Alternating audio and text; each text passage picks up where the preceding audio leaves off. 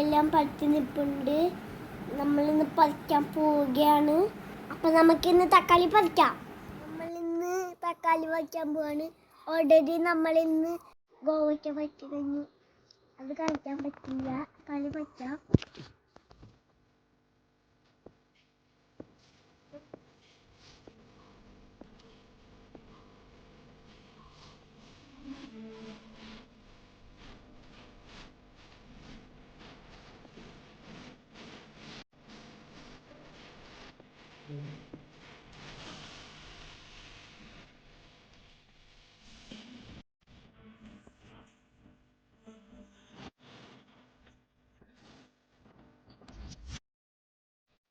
പച്ച ഗോവയ്ക്കയും റെഡ് തക്കാളിയും ആണ് പറ്റിക്കുന്നത്.